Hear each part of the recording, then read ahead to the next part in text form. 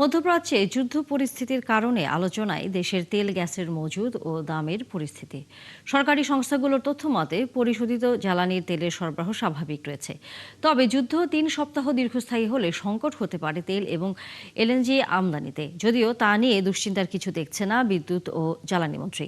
বিশেষজ্ঞরা বলছেন সংঘাত না থামলে বাড়বে আমদানি ব্যয়। আরও জানাচ্ছেন রাকিব হোসেন। দেশের জ্বালানি তেল চাহিদার প্রায় পুরোটাই পূরণ হচ্ছে আমদানির মাধ্যমে। গেল কয়েক বছরে উল্লেখ করার মতো নতুন মজুদ যুক্ত না হওয়ায় আমদানি করতে হচ্ছে বিপুল পরিমাণ গ্যাসও। আর এই দুই ধরনের জ্বালানির প্রধান উৎস মধ্যপ্রাচ্য। ফলে চলমান সংঘাতে ফের আলোচনায় দেশে জ্বালানির মজুদ পরিস্থিতি।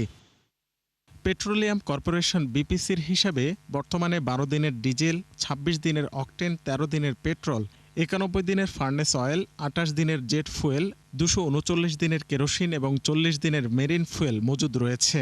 ইস্টার্ন রিফাইনারি থেকে মিলবে আরও কিছু দিনের জ্বালানি তেল।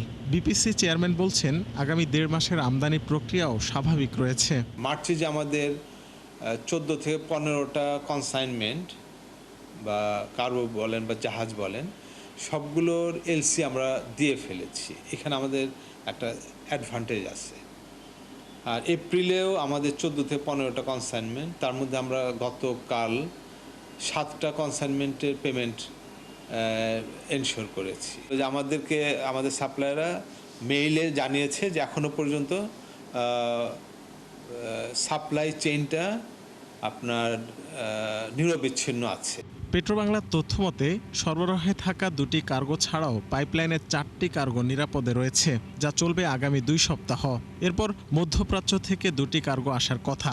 জ্বালানি মন্ত্রী ইকবাল হাসান মাহমুদ জানান, এই মুহূর্তে দুশ্চিন্তার কিছু নেই, যদিও বিশেষজ্ঞরা বলছেন নিশ্চিতভাবে বাড়ছে জ্বালানির আমদানি ব্যয়। আশা করি আমরা মানুষের সংখ্যা দূর করতে পারবো আর কি।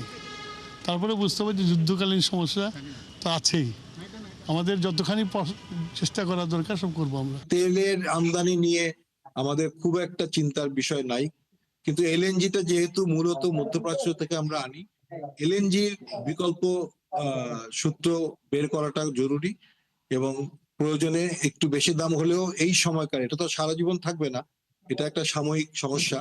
আশা করা যায় দ্রুততার সাথে এই সমস্যার সমাধান হবে। দেশে বছরে জ্বালানি তেল আমদানি হয় ৭৫ লাখ টন, আর গ্যাস সরবরাহের প্রায় অর্ধেক আসে বিদেশ থেকে। রাকিব হোসেন, ৭১, ঢাকা।